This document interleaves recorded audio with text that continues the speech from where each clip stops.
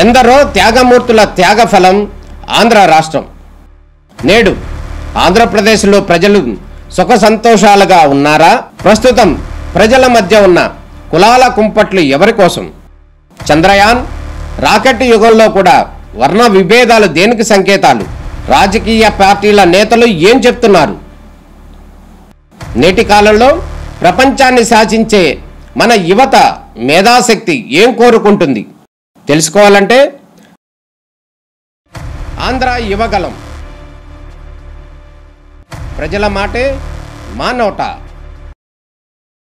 సిబ్బందికి మరియు పంచాయతీ టెండర్ కోర్సులో పనిచేస్తున్న సిబ్బంది అందరికీ మొత్తం 70 మందికి గాను క్రిస్మస్ సందర్భంగా సర్పంచ్ గారైన గరుముచ్చు ఉమాదేవి గారి సహకారంతో సిబ్బంది అందరికీ క్రిస్మస్ కానుకగా అందరికీ బట్టలు పంపిణీ చేయడం జరిగింది. ఎమ్మెల్యే గారి చేతుల మీదుగా అందరికీ పంపిణీ చేయడం జరిగింది. అలాగే అవనిగడ్డ గ్రామ పంచాయతీని పారిశుద్ధ్య పరంగా మంచిగా పనిచేస్తున్నారు.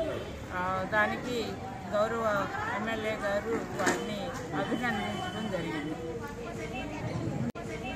ముందు మీ అందరికీ మీడియా మిత్రులకి అలాగే ఇక్కడున్న ప్రతి ఒక్కరికి కూడా క్రిస్మస్ అడ్వాన్స్ శుభాకాంక్షలు అండి.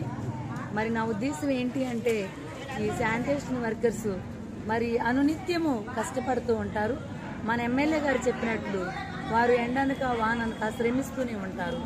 వారిని గుర్తించుకుని అంటే క్రిస్మస్ అంటే గివింగ్ అన్నమాట. అంటే ఒకరికి హెల్ప్ చేయాలి. క్రిస్మస్ అనేది పేదలకి ఇవ్వడం, మనకున్న దాంట్లోనే పేదలకు ఇస్తూ ఉంటారు.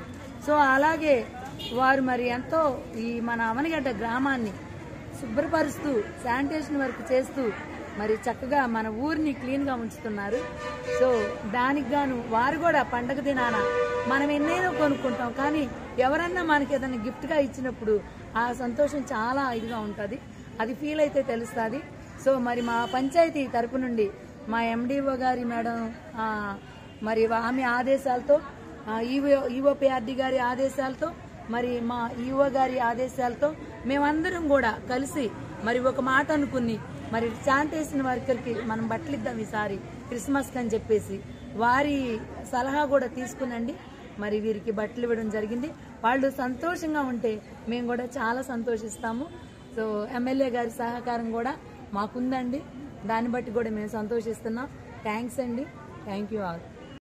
అన్అఫీషియల్గా డిఎస్సి స్టూడెంట్స్ కానీ చుట్టుపక్కల గ్రామస్తుల నుంచి కానీ అందరూ కలిపి 60,000 మంది పైన వచ్చినా కూడా శానిటేషన్ సిబ్బంది అయితే గత 2-3 సంవత్సరాలుగా వాళ్ళ సంఖ్య అయితే పెరగలేదు. అయినప్పటికీ వాళ్ళు భారంగా భావించకుండా చెత్త ఎలా ఇచ్చినా కూడా వాళ్ళు చెదిరించుకోకుండా అవనిగడ్డ గ్రామ పంచాయతీని చాలా శుభ్రంగా చూడచక్కని గ్రామంగా ఉంచడంలో వాళ్ళు సహకరిస్తున్నారు.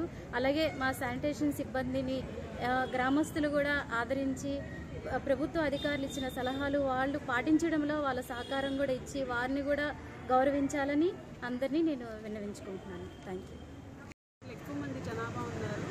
2011 సెన్సెస్ ప్రకారంగా 23,000 ఉంటే ఇప్పుడు దానికి డబుల్ అయింది 43,000.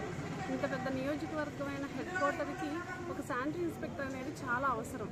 కానీ ఆయన నేతృత్వంలో చేయాల్సిన పని కూడా ఆయన లేకపోయినా ప్రతి ఒక్కరు కూడా వారి యొక్క బాధ్యతను సక్రమంగా నిర్వహిస్తూ ఈరోజు మనం వేసే చెత్తని వాళ్ళు ఎటువంటి చీదరించుకోకుండా తీసుకుని మన చుట్టూ ఉన్న పరిసరాలను పరిశుభ్రంగా ఉంచుకుంటూ అలాగే మమ్మల్ని కూడా ఈ పనిలో వాళ్ళు చేస్తున్న పనిని ఎటువంటి పరిస్థితుల్లో నిర్లక్ష్యం చేయకుండా మాకు కూడా సహకరిస్తూ ఉన్నారు. కాబట్టి వారు ఆనందంగా ఉంటే మేమందరం ఆనందంగా ఉంటాం. అలాగే అవనిగడ్డ పంచాయతీ కూడా బాగుంటుందనేది నా ఉద్దేశం.